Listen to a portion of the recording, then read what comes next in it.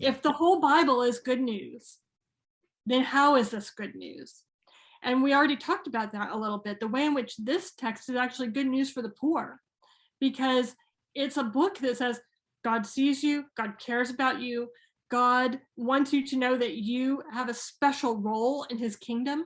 Like, this is an amazingly good news book for people who are on the margins, on the edges, those kinds of things.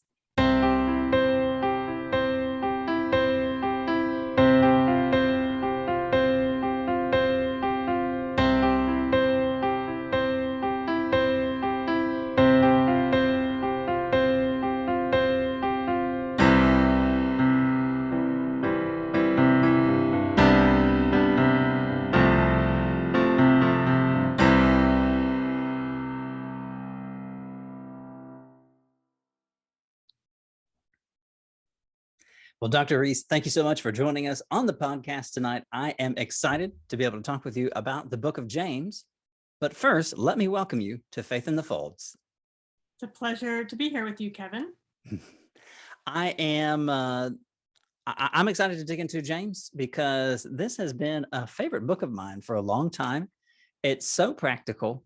And I mean, everybody knows, right? You know, be quick to listen, slow to speak, slow to anger. There's all these great lines out of the book of James. But before we get to all that good stuff, help us get to know you. You are currently at Asbury Seminary, but how did you get there? How long have you been there? And just tell us a little bit more about you so we can get to know you before we dig into the book of James. Sure, I'd be happy to do that, Kevin. I think I want to start by saying that I grew up in a mix of churches. So first in a series of non-denominational churches and then in some Baptist churches.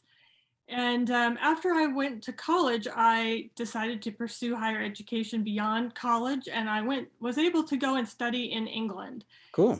When I went to England, I thought, I'm in England. Maybe I should visit a Church of England church. And so I went to the C of E church for a few years while I was there. I did have actually a crisis of faith while I was in my PhD program. And I stopped going to church for a while. And one of the things I say to people is, if you want to run away from God, you shouldn't choose to room with a Free Methodist missionary. And you might find yourself confronting significant conversations about faith in that context. And so during my time sharing a house with her, I decided to go to church again. And the way I decided to do that is I said, you know what, Lord, I'm going to go to church just in the order of churches that are on my street. So I'm going to set out from my house and I'm just going to visit whatever church. And the fifth church that I came to, so Sunday number 5, was a Methodist church.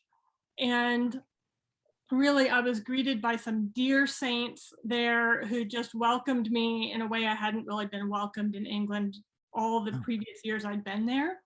And they really shepherded me over the next couple of years. It was a beautiful time for me. And at the end of that period of time, I recommitted my life to the Lord. And some years later, it was about 5 years later, that I actually came to Asbury. But coming to Asbury started in that Methodist church in England, because Asbury has a connection to the Wesleyan tradition. And that's where I first encountered the Methodist Wesleyan tradition, was in England. And so some years later, there's a whole long story, but basically I would say that where I was living in New England at the time, every door closed for me in New England. I mean, I was literally unable to support myself any longer in the work I was doing there, and I didn't have a roommate anymore, and then every door opened at Asbury to come. Wow. Like the Lord saying, go there. Yeah. Like, yes, Lord, I will go there. Right. And so I came to Asbury in the spring of 2000, and I've been there for 21 years now. Wow. Wow. I did not know that you had been there that long. That's great. What, let me ask, what was it that drew you to Asbury, or that connected you, or like that was attractive to Asbury? Like, how did Asbury get on your radar? Well, that's also a longer story, but I'm here to ask the tough questions. what happened was I was at a conference and I met a scholar named Max Turner. And Max and I, he's written on Ephesians. At the time, he was actually writing 2 commentaries on Ephesians. And he was so excited about the work that he was doing that he started bouncing up and down telling me about it. I'd never met him before, brand new acquaintance. And he told me about this commentary series he was writing on. And he said to me, well, what are you working on? And I said, well, I've just finished my PhD on the book of Jude. And now I'm going to start working on the book of Second Peter. And he said, well, that is the one volume in the commentary series that we don't have an author for. Are you interested in writing on those 2 books? And I said, sure. And this was about 3 weeks later, I got an email from Joel Green. And at the time, Dr. Green was working at Asbury Seminary. Mm-hmm. And he said to me, well, Max and I have conferred. They were co-editors of this series. He's like, Max and I have conferred, and we've decided that you're more my type of scholar. And so I'll be your editor for this series. And we started communicating by email. And a few months later, I got an email from him saying there was a job opening at Asbury and asking me to apply.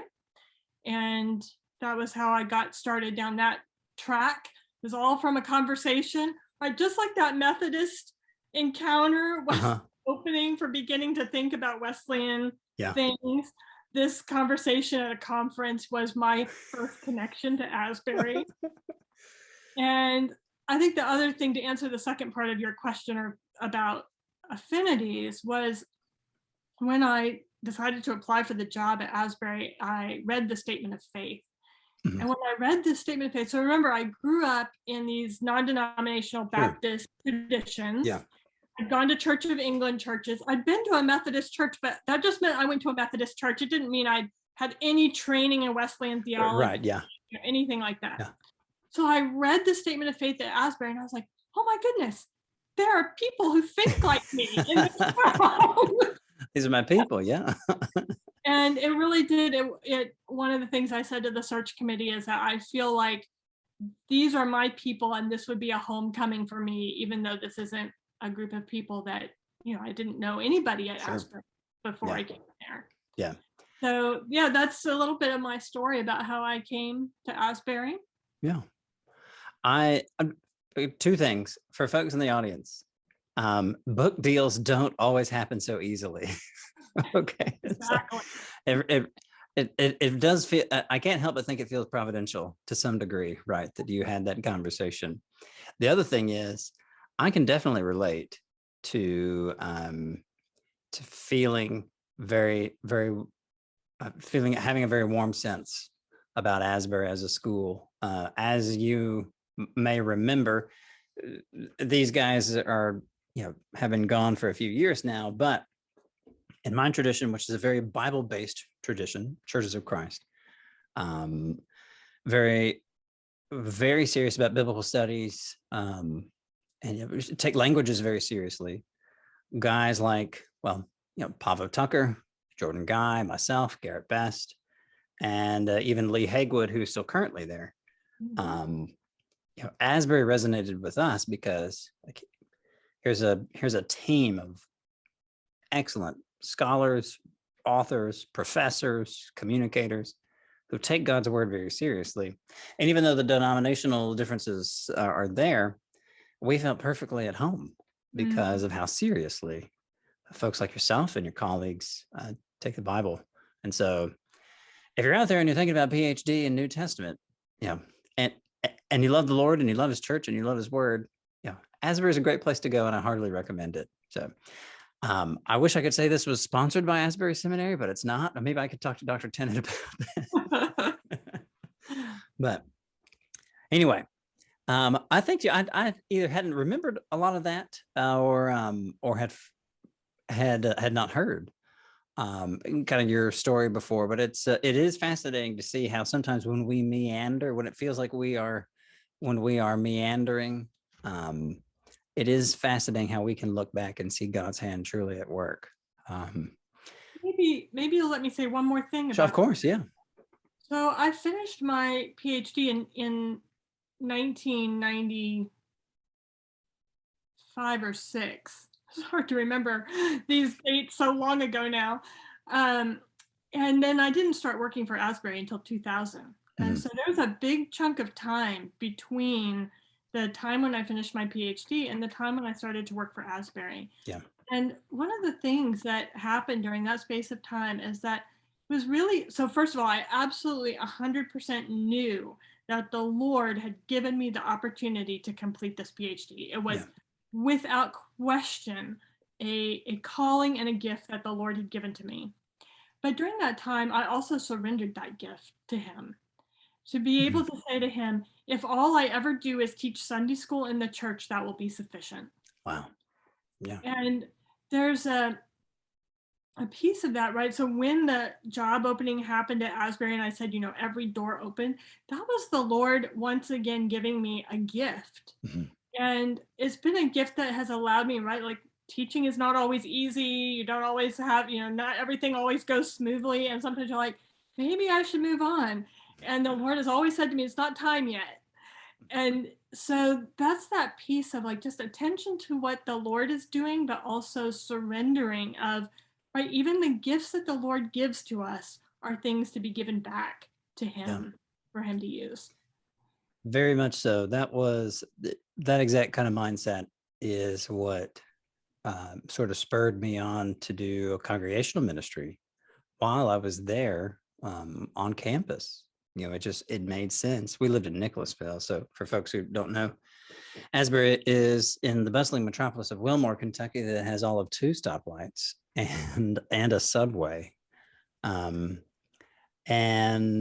lived in the next town over, which was maybe 25,000 so folks. So not very big.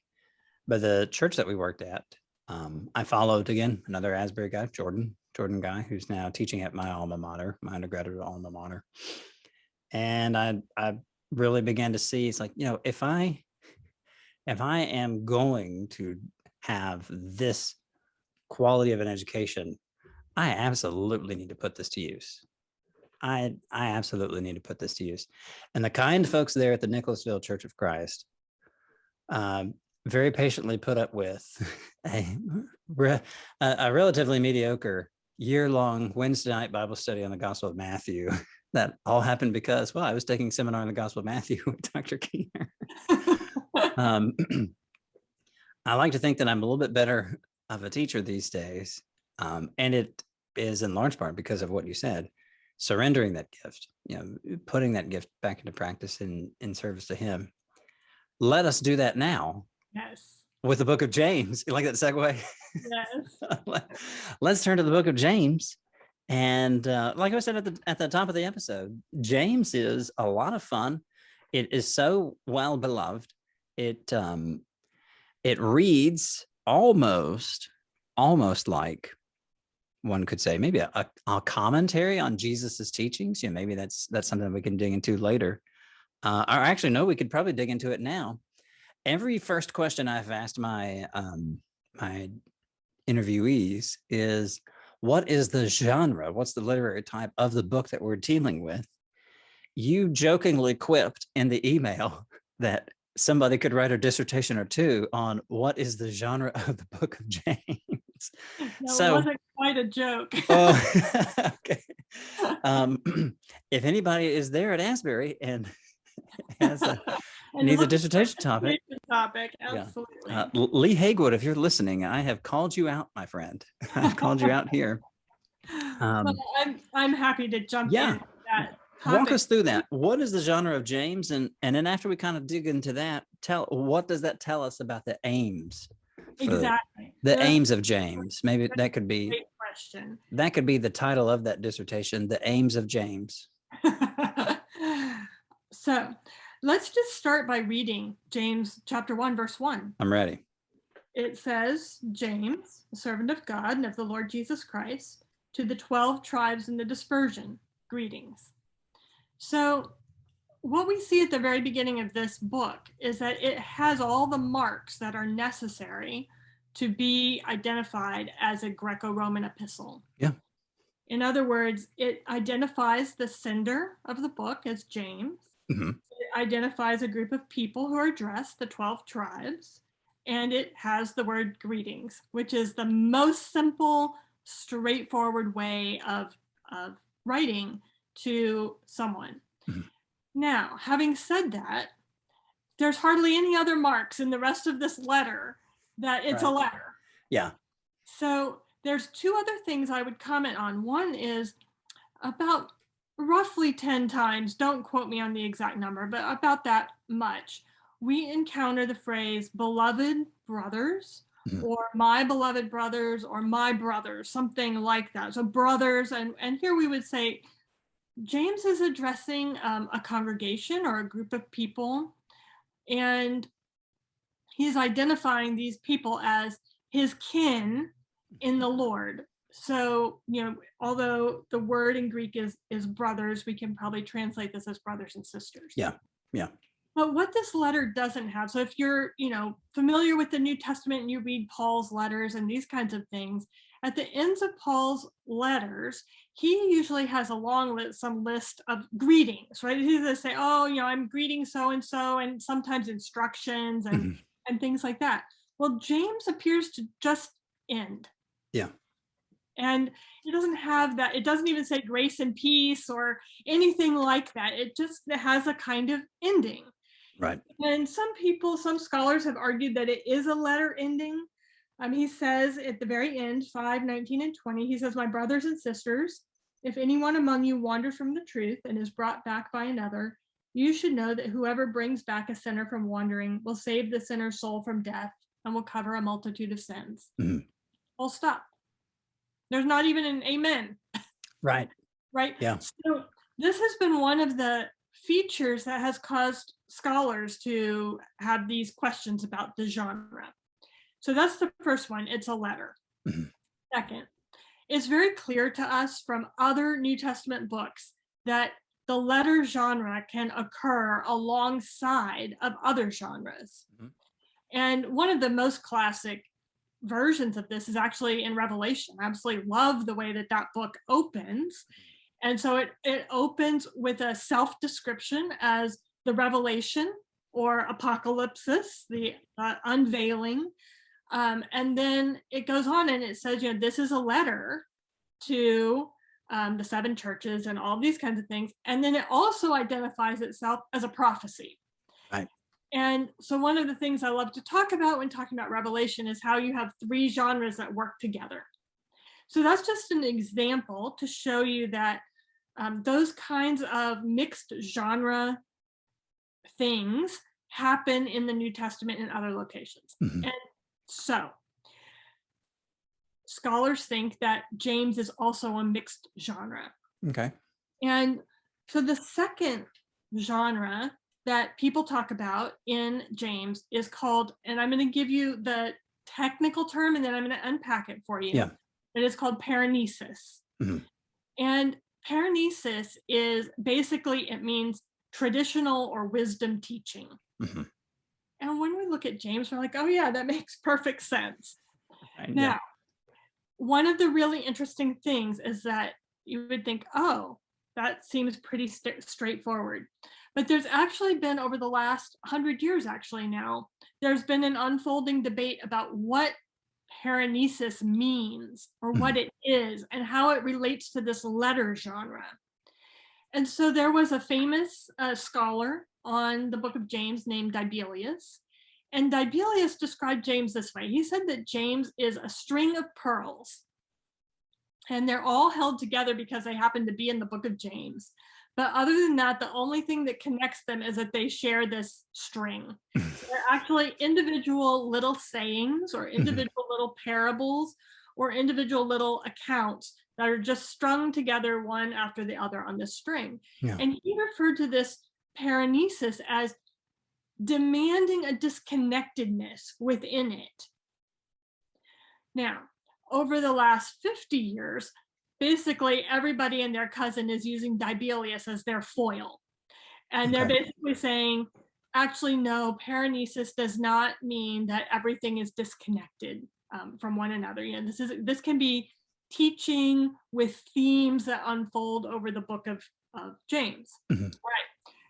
I'm going to come back and weave these all together in a moment. Yeah. We're following you. genre number 3. This isn't really a genre, but it's a style, and that is rhetoric, or the use of rhetoric. Mhm.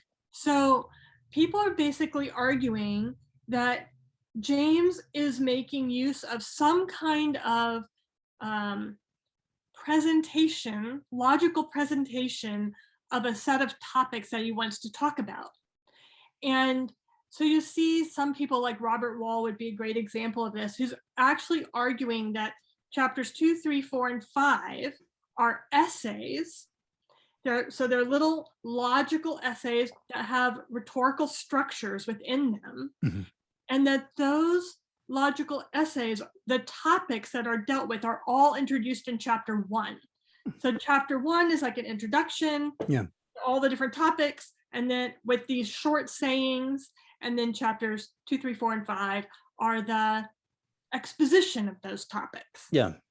So like Now, almost like the structure of your typical high school 5-paragraph essay. yes, that's great. Okay. So now let me weave these together a little bit. Yes. All right. So I want to go right back to that letter genre and talk about the very interesting address that we have in this letter. So first of all, we have James, the author of the book. And there's a whole bunch of scholarly debate about which exact James this is, and whether James, the brother of Jesus, is the real author of this book, or whether it was written by somebody later in the name of James. Right? Yeah. Big debate. I'm not too bothered about that debate at the moment. Instead, what I want to come back and say, that most scholars agree that the James that is referred to here is James, the brother of Jesus. And one of the really interesting things is that we have information about James, the brother of Jesus, from other first century sources besides the Bible. Mm-hmm. So James is talked about in Josephus. And what we start to find out about James, the brother of Jesus, is that he was based in Jerusalem. He was connected to the temple. And remember that after the death and resurrection of Jesus, Jewish Christians were gathering in the temple and worshiping at the temple. And so for James to be connected to the temple is not unusual. There's nothing odd about that. Yeah. And what it shows is there's this continuity between Judaism and Christianity. And James is part of that continuity. Mm-hmm. And what we find is that James was referred to as James the Just. And he was particularly known for his concern around things related to how to live a pure and holy life. So James is located in Jerusalem. Mm-hmm. And then he's writing to a group that he calls the 12 tribes in the Dispersion. Yeah. This is another group of people that it's really hard to identify exactly who this is that James is writing to.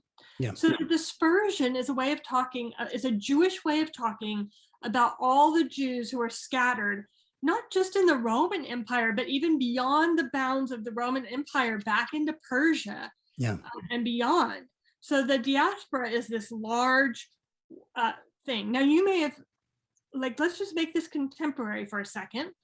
You may have heard this word used for people, for example, in our contemporary world, we might talk about the African diaspora. So these are people from Africa who live in America or who live in Europe, and they're not at home anymore. Mm-hmm. So here's the piece I want you to take away about this. James is writing from Jerusalem. Jerusalem is the center.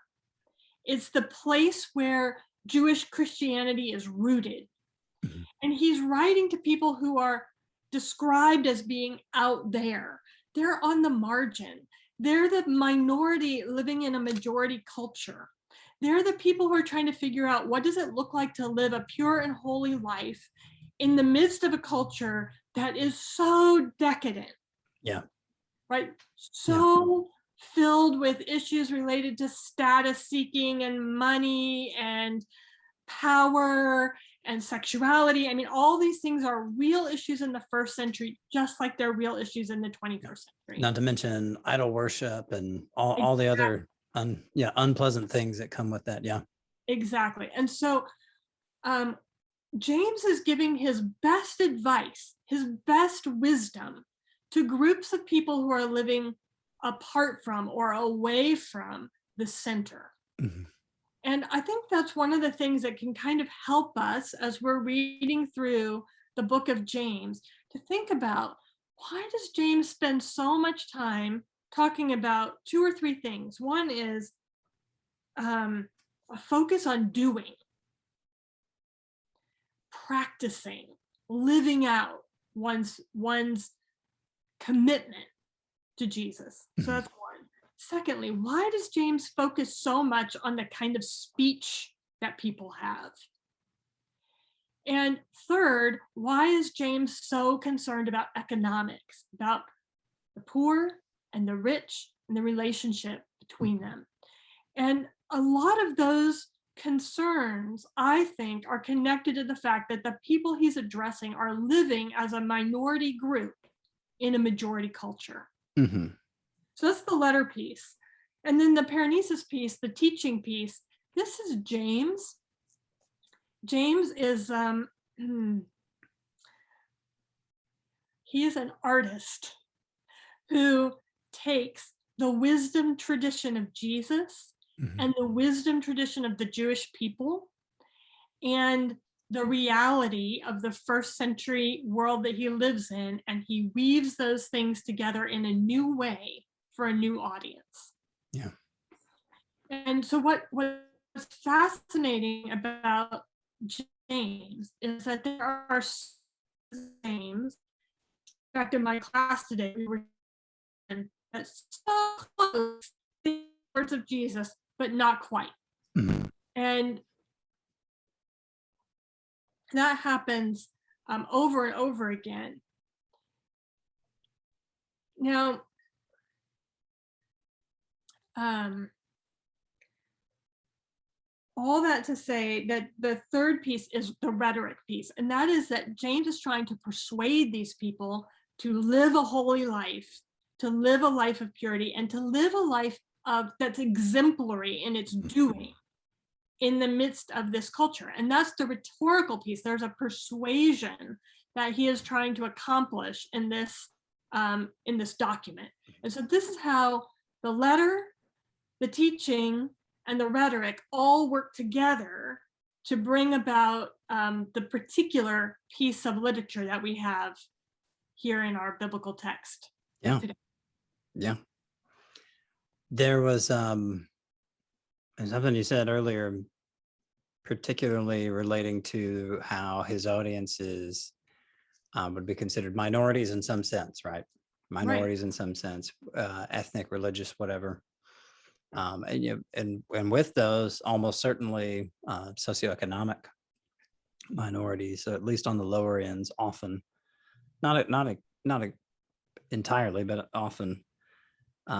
The issues that he brings up are deeply rooted in their culture.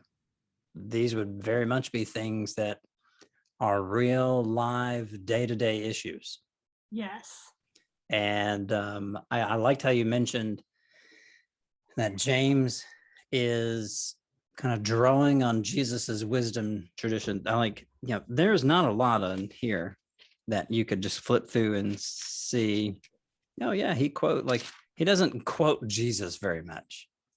But if you're familiar with what Jesus has been teaching, as I was reading through this before we started, I kept thinking, man, Jesus says something about that. Wow, Jesus says something about that too.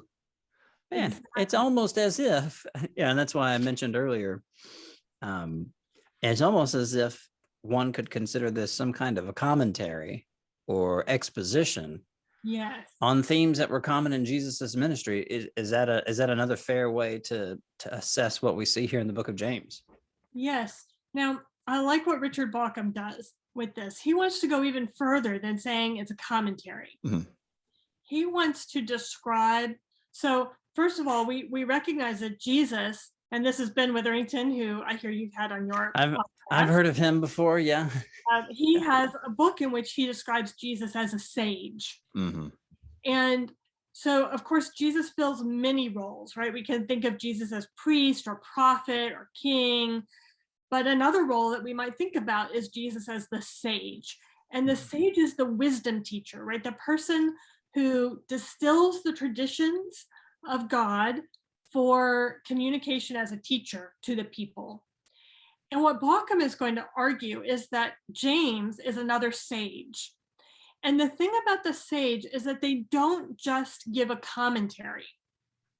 So usually when I think about a commentary, I think about somebody who's taking something and explaining it. Mhm. The difference between making a commentary and being a sage is that the sage is a person who uses the wisdom that they have to look at the tradition. And this tradition includes the tradition that comes from Jesus himself. Right. And it also includes the wisdom tradition of the Jewish people. And so this is particularly going to include Ben Sira, Mhm. Proverbs, and other Old Testament books as well. The prophets and Genesis all are quoted in James. Yeah. And it's taking that tradition and making it your own, living into it in such a way that it becomes your own, and then speaking it forth anew in a new context. Yeah. So that it's not just a commentary, but that it's become something fresh and new for the people that one is speaking with.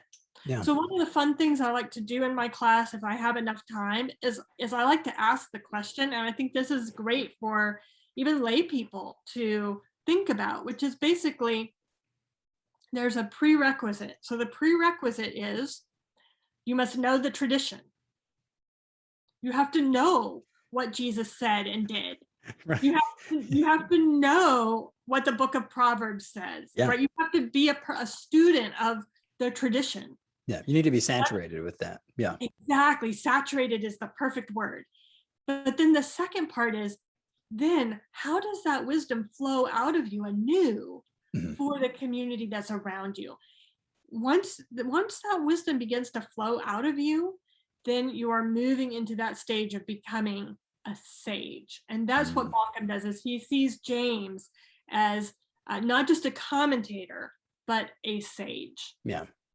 I think this idea of at least Jesus as a type of sage is gaining a new footing, or is gaining popularity anew with a fairly recent book by Jonathan Pennington. So friends of the podcast will know that Jonathan Pennington did our episode on the Gospel of Matthew.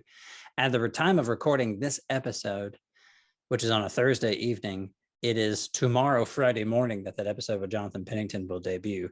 This episode that we're recording right now won't go out until sometime in December 2021, I don't think, because we're doing canonical order. But Jonathan Pennington wrote a book entitled The Great Philosopher, Jesus, the Great Philosopher, Rediscovering the Wisdom Needed for the Good Life. Nice. And so it's a similar kind of thing. And good, without having read the book, I'm almost certain that good, in the sense of that he uses, good life, is good in the sense of which, in the sense of God defined. Right. The very kind of thing that we would see James here doing as well.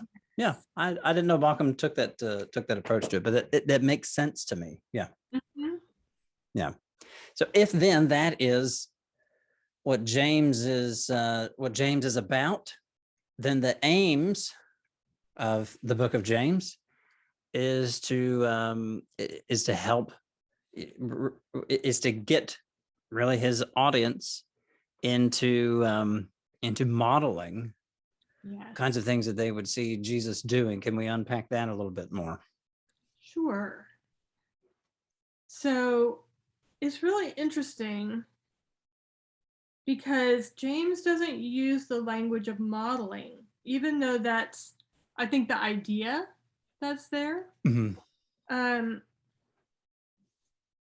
So here's the thing about, and you'll notice that when I was talking about genre, I did not describe James as wisdom literature. Right. The reason I didn't do that is because more and more people, as they're talking about wisdom literature, are realizing that that's not really a genre. Excuse me, that was the cat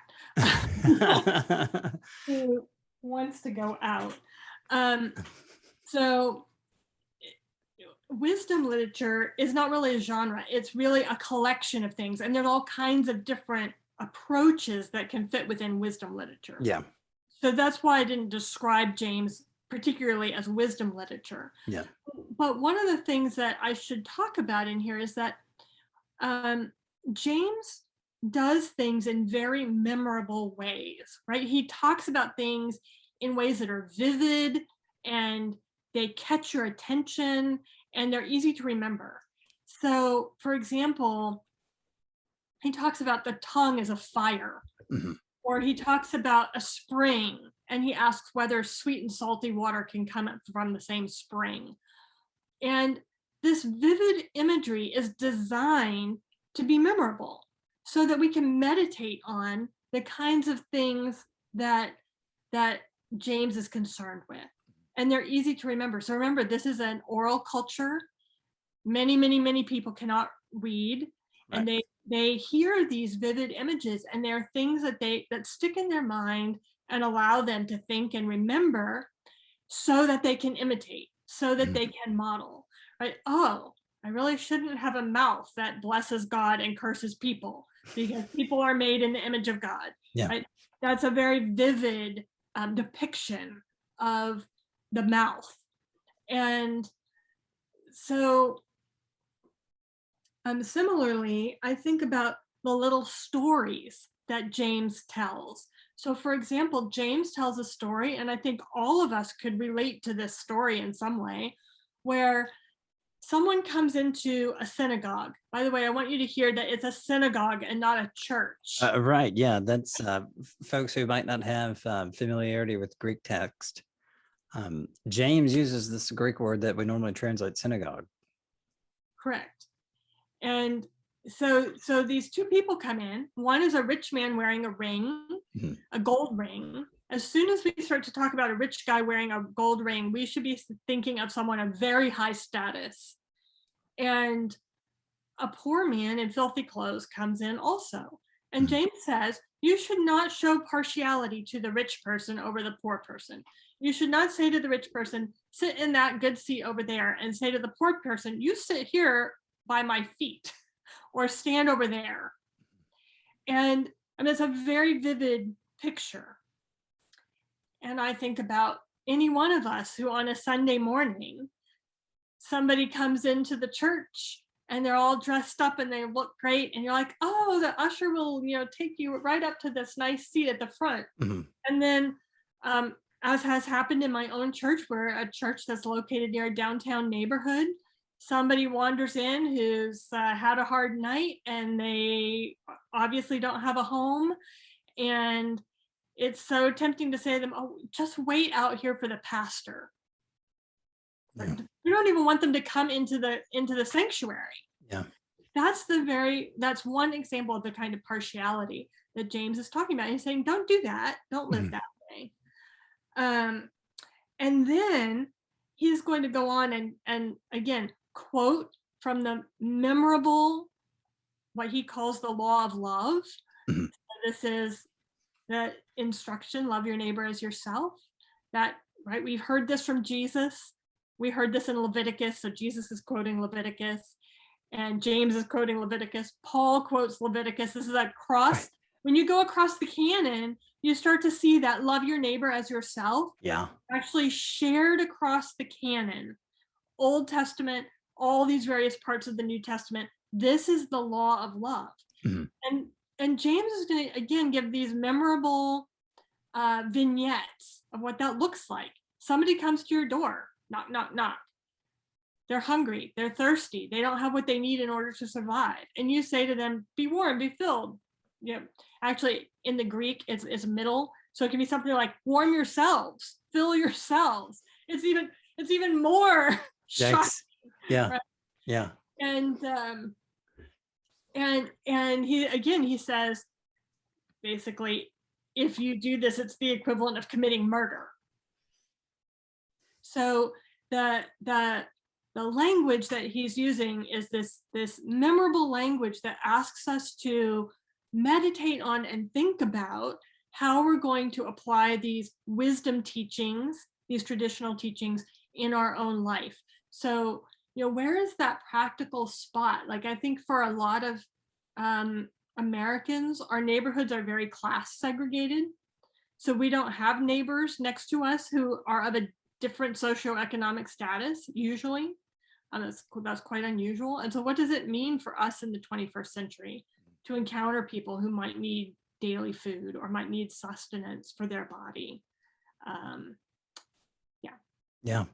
Yeah. It's fascinating to me that it seems like several times throughout the book of James, he has these little, you mentioned the word vignettes. He has these little stories here where he pits kind of you, the audience member, and a hypothetical person. Yes. And like you are in the story, and it is up to you to make the choice. Do you show partiality to this this clean, probably nicer smelling rich man, or do you treat with equal graciousness and goodness this person who, if they're filthy, chances are they're probably smelly? Yes. Or any of these other things that he mentions. Touch on that and just Yeah, take please. a little bit deeper into that vignette, because I already mentioned that this is a synagogue and not a church. Mhm. And there's two things here. One is James is a Jewish Christian, Right. Yeah. probably writing to Jewish Christians. Mhm. And there's a couple different scenarios. One scenario is they're still part of a Jewish synagogue, maybe as a minority group within a Jewish synagogue. So that's one possibility. Or this is their way of describing their meeting place. But what's interesting about the synagogue is that it was a location where people not only studied scripture and worshiped God and did those things, but it's also a place where people settled disputes. And a lot of scholars have seen a judicial background behind chapter 2. And the reason for that is that when you go on into chapter 2, he's describing law and how the law functions. And so that's one of those pieces there. Now, this is where it gets to that you were bringing up that, you exist within this story along with other characters. And in the presentation one of my students did last week, I think, last week or the week before, one of the students was talking about how there's a third character in this vignette. So there's the poor man, there's the rich man, and there's the audience. Yeah. And the way that the student described it was to say that the audience is actually the person who's on trial. Interesting. So that the question is not about whether the rich man or the poor man should be preferred. The question is, are you, the audience, acting in accordance with the law of God to love your neighbor as yourself? So are you one who is going to be indicted by the judge in the last day as failing to love your neighbor? Or are you one who has actually demonstrated practically that you do indeed love your neighbor? Yeah. For folks who don't have James right in front of them, chapter 2, verse 4. I've got the NIV here, and so it's not as formally equivalent a translation as some others, but he says, "Have you not discriminated among yourselves and become judges with evil thoughts?" That is essentially an indictment. The audience member is on trial. Hadn't thought about it like that before, but that brings a little extra punch to it. Yes. And then Yikes. the other piece about James is that people who are wealthy in James don't get any love. So, right, in the very verse, verse 5, it says, "Listen, my beloved brothers and sisters, has not God chosen the poor in the world to be rich in faith and to be heirs of the kingdom that he has promised to those who love him?"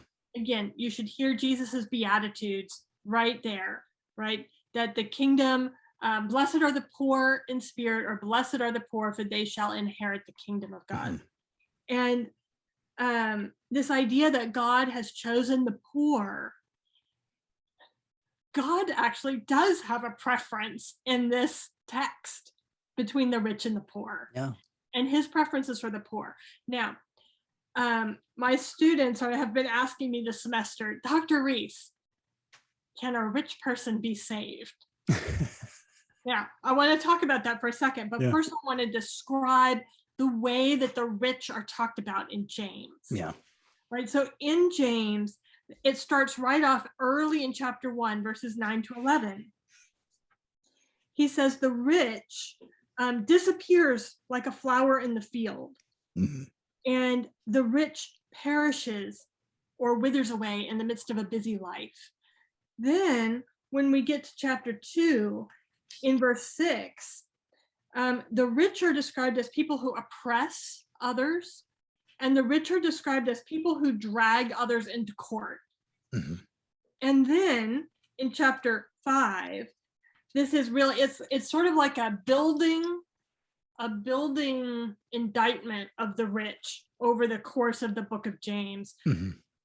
In chapter 5, James tells the rich people to weep and wail because they should expect that they will suffer miseries, because they are people, basically their wealth will not save them.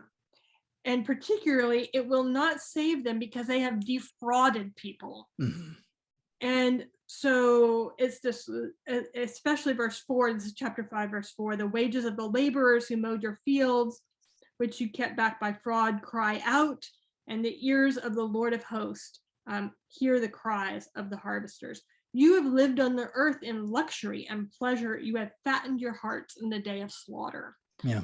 So this is actually not a call to repentance. It's a judgment against the rich. So this is why my students ask me. Too bad, so sad. That's what it sounds like. My students ask me, Dr. Reese, can the rich be saved? Yeah. Well, if you're reading James, probably not. Good luck. Right. Let me ask along those lines. Go ahead. One more piece, and that is to say, fortunately, the rest of the canon reminds us that with God, all things are possible. Mark's gospel. Yeah. Very true. Very true. All right. Let me ask this question about the rich, because usually when I read this, I always think of, and for those who are watching, Dr. Reese is still in picture, but her green screen is, she comes running through her bookshelf. For how I have always understood, criticisms against the rich, for a long time, I always thought, well, I'm not rich. Rich people are people who are richer than I am. I had a preaching professor in seminary who had this great little anecdote that he used to tell, kind of ragging on himself. He would say that one time he was writing a sermon together, or putting a sermon together, and he started talking about people who were fabulously wealthy. And one thing that he mentioned to describe somebody who was extraordinarily wealthy was that they had indoor swimming pools. And he stopped for a second to think, why am I specifying indoor swimming pools? And then it hit him. It's like, oh, because I have an outdoor in-ground swimming pool. So I'm not rich. People who are richer than me are rich. That's always stuck with me. And so it's tempting for me to think, well, I'm not rich. People who have more money than me are rich. Let me ask, for James, how significant is it that he is writing to an audience of marginalized, religious, and mostly socioeconomically minority communities? Is that why he has such a hard line against the rich? Or does that help explain why he has takes such a hard line against the rich in these short 5 chapters? Yeah, that's a great question. So I want us to think a little bit about who are the rich in the first century. Yes. And how many people might be categorized in that category, the rich. Mhm. Because the people he's talking about, like especially when you look at chapter 5, it is clear that these are landowners. And they're landowners who have the capacity to hire day laborers. Yeah.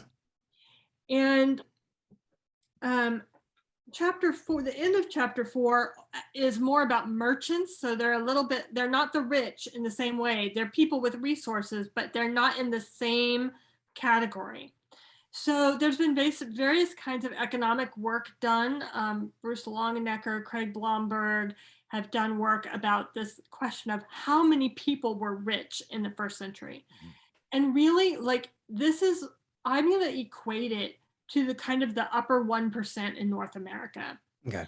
So you've got these people up at the top who really are fabulously wealthy. And how did they become fabulously wealthy?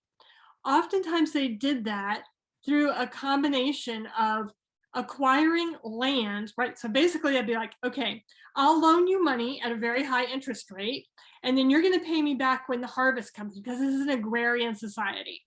Then when the harvest comes and it fails, like, oh, well, you can just give me your land instead. Now you've got sharecroppers instead of landowners. This was happening all over Palestine in the time of James. It had already happened all through the Roman Peninsula, or Italian Peninsula. So this idea of wealthy landowners who add fields to fields and houses to houses, and they become fabulously wealthy at the expense of other people. Those are the rich. Mhm. And you're exactly right. Even people, like, the reality is most of the congregation who is hearing this, no matter where this letter was sent to, do not fall into that category of the fabulously rich. Mhm. It's quite possible that they are day laborers. It's quite possible that they, have modest businesses or have enough for subsistence. This is Bockham's argument that these people are neither poor nor rich, but rather people who are able to get along day to day because Yeah. they have the means to give to their brother or sister Mhm. who is in need. So the audience is described as having the resources to be able to give. So, but one of the pieces here is that in what way is this good news? To hear that God has chosen those who are poor to be rich in faith. What does that mean? It means to be rich in trust towards God and to be heirs of God's kingdom. Who is it that God wants to give the kingdom to? Not to Caesar and all of his aristocrats, but to the day laborers of the earth. Mhm. This is good news. Now, the challenge for us is how that translates into the 21st century. Yeah. And here's where I would say a couple things. One is James describes groups of people who have the capacity and need to have the willingness to have their hands open to provide for the daily needs of people who don't have their needs met. Mhm. Now, he does not say anything about working for those needs. He does not say anything about, having to meet certain standards in order to get those needs met. He simply says, if somebody comes to your door and they're hungry or thirsty and they need their daily needs met, then the law of love is to love your neighbor like you would want to be loved. Mhm. No conditions. That, I think, is really challenging for our North American context. Sure. Yeah. We have a tendency to look at people and say, well, they should work to get what they need. And we could go to Paul and we could talk about that in another context, but that's not James's mindset. Mhm. James has a mindset of, especially around your brothers and sisters in the Mhm. church, that if someone has a need and you have the capacity to meet that need, either individually or as a group of Christians, then you should come together to do so. Yeah. And I just have to add that if you take this up in your church, you will see God move. It's Mhm. really amazing. And you will find out that God has the capacity to grow a heart of generosity among his people. Yeah. Yeah. Yeah. You're right to point out here that James is unconcerned, or at least he appears to be unconcerned with, these people who come to you, Yeah, if they have a need. I suspect that James would be ne'er too pleased if these people come with a need and it's because they have been, for whatever reason, not that they have not been filling the duties that they need to be fulfilling. That is something that they will have to answer for. So that they have to answer for. On the other hand, though, I think you're right here. It is,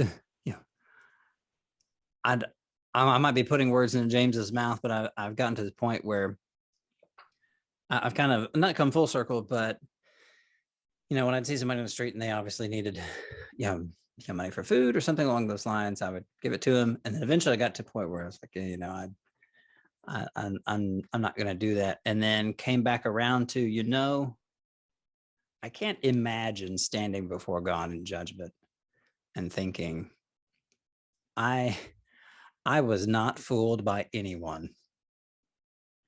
God, I was not taken in, right? Nobody took advantage of me. I would rather err on the side of, based on what I knew, I tried to fulfill this royal law of love. Now there's smart ways to do that, sure, right? But yes. But I think you are right to point out maybe how uncomfortable that may make us feel. Yes, and I tell you, one of my favorite verses from this whole book is in chapter 2, verse 13. So the first part of this verse makes me uncomfortable. I think you should make all of us uncomfortable, which is, judgment will be without mercy to the one who has shown no mercy. But the second part of this verse, mercy triumphs over judgment. It's so beautiful because it invites us to be merciful people, right? To have our hearts shaped not by fear of judgment, but by participation in God's mercy. So beautiful. Yeah. Dr. Reese, we ended up covering really the question that I was going to ask after sort of what is James trying to do? What's the purpose of James? That question was, what are some major emphases of James? We've really hit those kinds of things.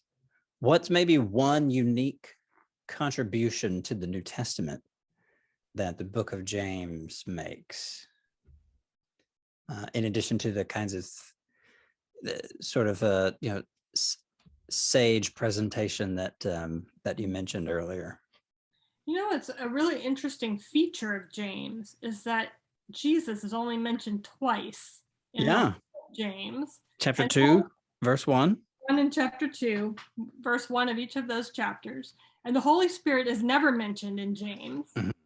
Instead, the focus of James is on God. And there's a real orientation here towards God the Father and what it is that God does. And I think where we see Jesus coming through in this book is through those what you would have called commentaries on Jesus's words that unfold here.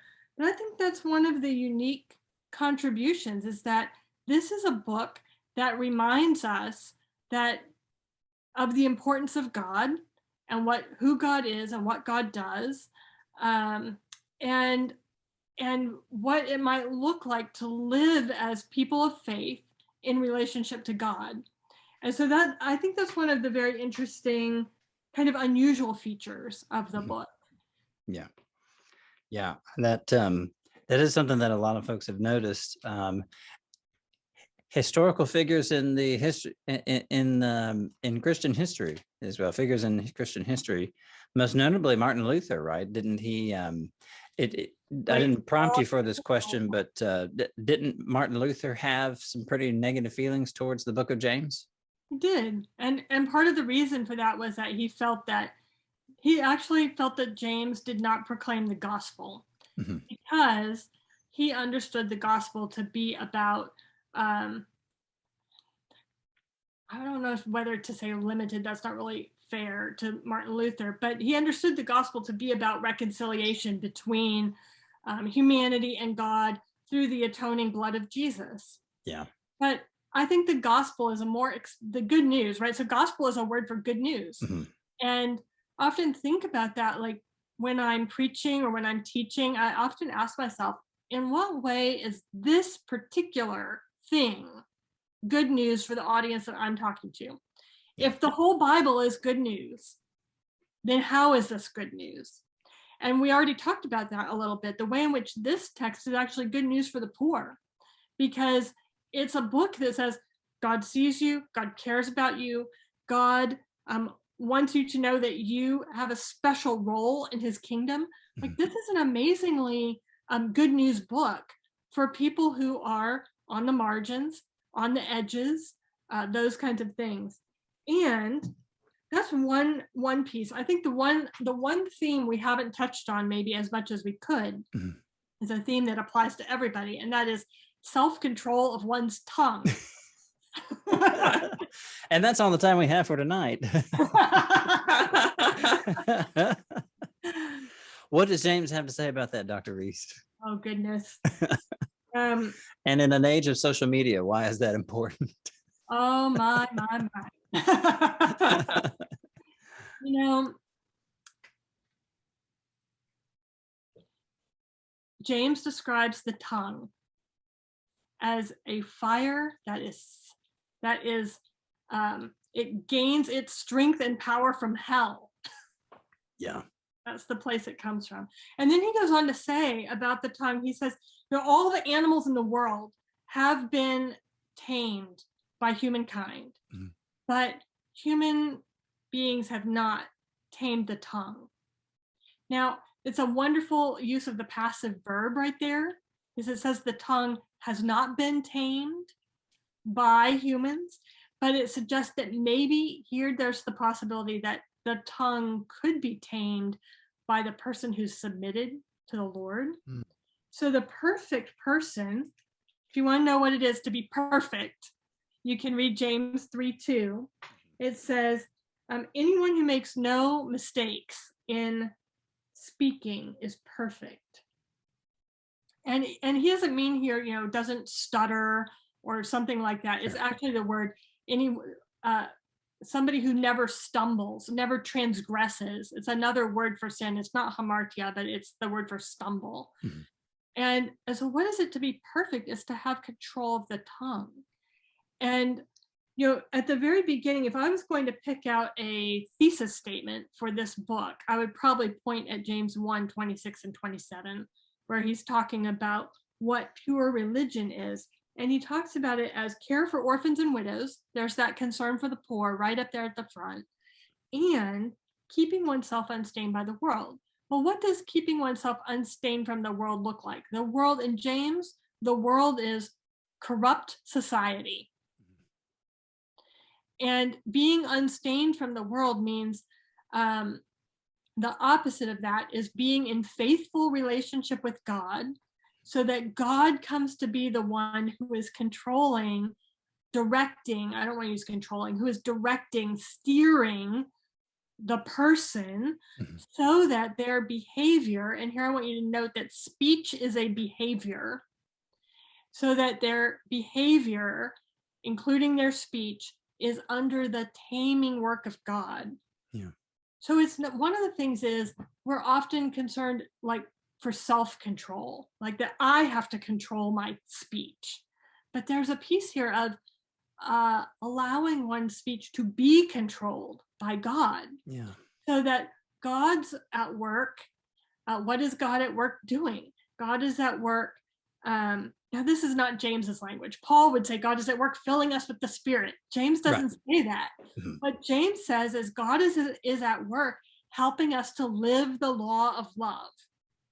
And we live the law of love in our daily practices. And those are the practices of what I do for my family, what I do for my students, what I do for my neighbors, but it's also the practices of how do I speak to my family? How do I speak to my neighbors? And let's go all the way to social media and say, what does that look like? Like when I'm posting on social media, are my words winsome, wholesome, pure? things that bring joy and delight to others? Or are they things that are harsh and overly critical? I don't want to say that we can't have critical speech, Right. Yeah. right? But Yeah. but there are ways in which we attack people with our words. This is not what James is asking us to do, to practice. And Mhm. again, so much of James is about our practice, practical doing and practical speaking. Yeah. Yeah. I know you mentioned chapter 2, verse 13 as a favorite verse. Would you say that that's kind of your current top favorite verse, or is there another one that you could point to and say, this for me, this really warms my heart when I come here to the book of James? You know, one of the things I talk to my students about is that every time you read the biblical text, there's an opportunity for the Holy Spirit to speak afresh Mhm. to us.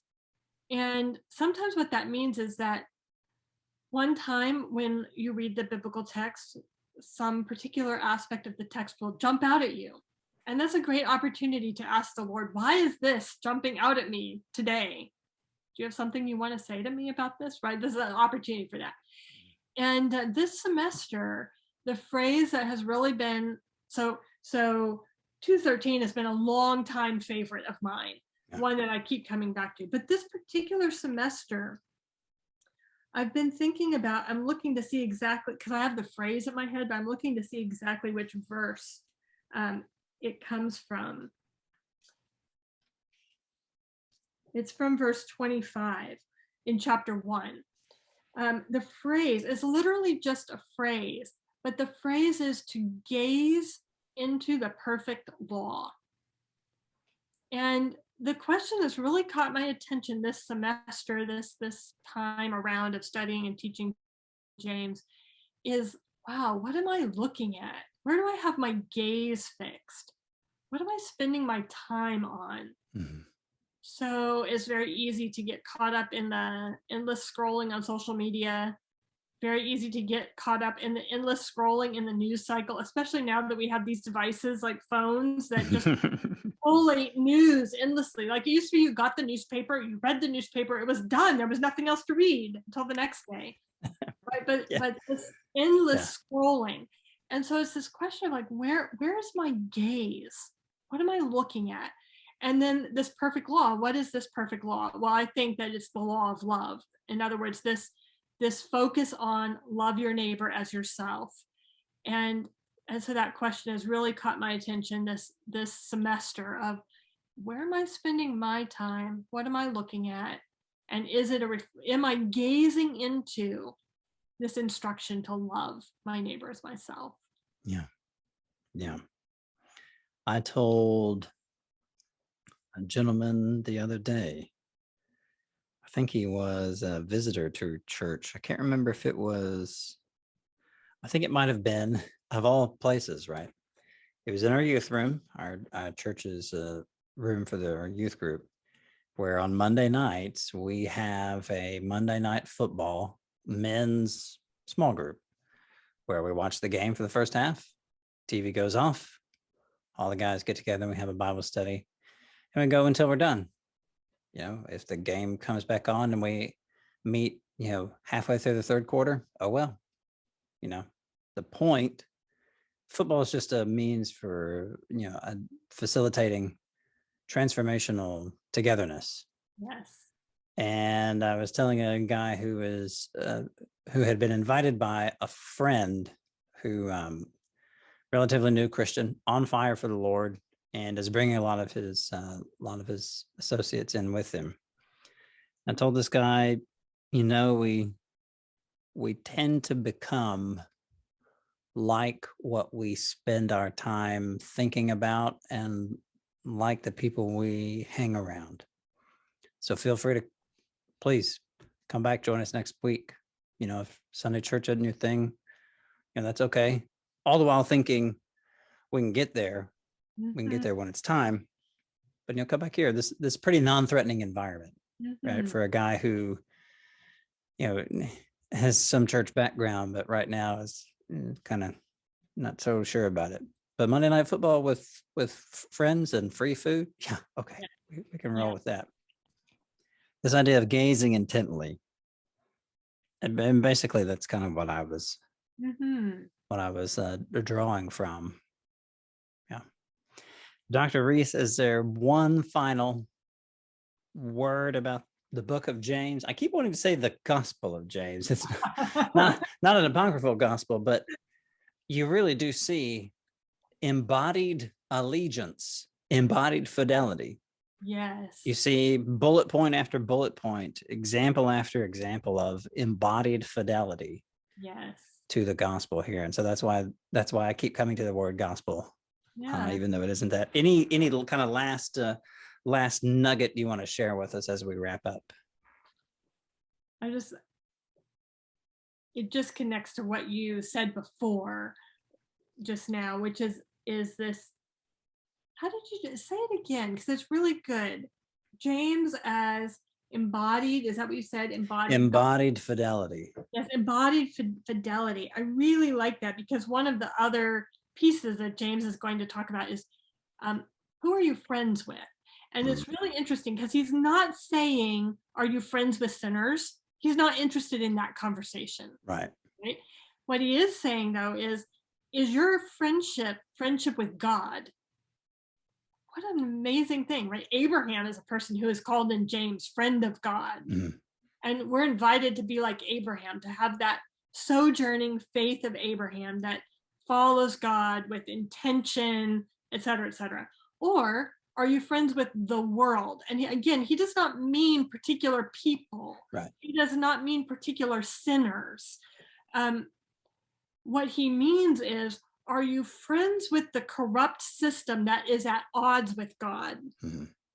Right? The system, and here's where I would say that system that privileges self over others, that system that privileges wealth over poverty, that system that privileges all of my rights and all of my kind of pleasures over the willingness to sacrifice on behalf of others, love of neighbor, right? So it's that big question of, who are you friends with? Friends with God or friends with the corrupt system of this world? And if you're a friend of God, then you want to gaze into the law of God. And what is that law in James? It's loving your neighbor. Yeah. Reminds me of Jesus's final monologue there in the book of John. No longer do I call you servants. Yes. I call you friends. Yeah. Very true. Dr. Reese, thank you so much for your time tonight. This was a great conversation on the book of James. And as you and I reflect on this conversation afterwards, I'm sure there'll be 100 more things where we think, we could have dug into this, we could have dug into that. Just 5 short chapters, so rich, so full of good stuff. Dr. Reese, thank you for your time. Thank you for having me. Okay, bye-bye.